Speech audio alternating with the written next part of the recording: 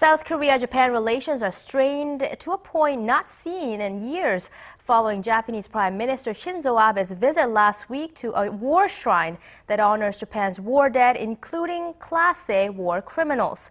And it looks like the relations could plunge to new lows in the new year as a number of events are planned that will send fresh chills through the already frosty relations. Our Kim Min-ji has more. Relations between Seoul and Tokyo are at one of the worst levels of the post-war era following Japanese Prime Minister Shinzo Abe's highly controversial visit last week to the Yasukuni war shrine. And with several unfavorable events in store for next year, the icy relations are unlikely to thaw anytime soon. The first event is the Takeshima Day, which takes place in Japan's Shimane Prefecture each year in February, claiming sovereignty over the Korea-controlled Dokdo islets.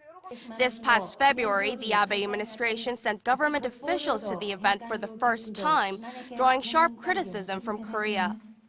In March, Japan will announce the screening results of its history textbooks, while Tokyo is expected to unveil its diplomatic blue paper and defense white paper in April and July, respectively.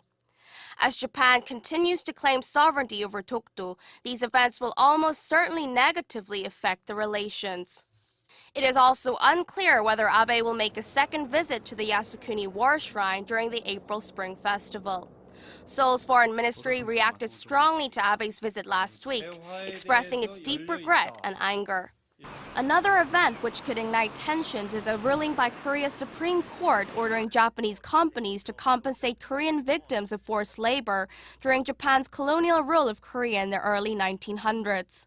Making matters worse, if the case is taken to the International Court of Justice, it could expand into a diplomatic conflict.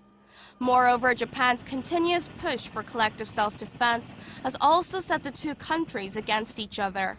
The Korean government has been doing its best to convince its allies against supporting Japan's move to regain its right to collective self-defense, which would allow Tokyo to use force in the event an ally is attacked. Meanwhile, reports say that the Korean government will postpone all defense meetings and diplomatic exchanges with Japan for the time being. Kim Min-ji, Arirang News.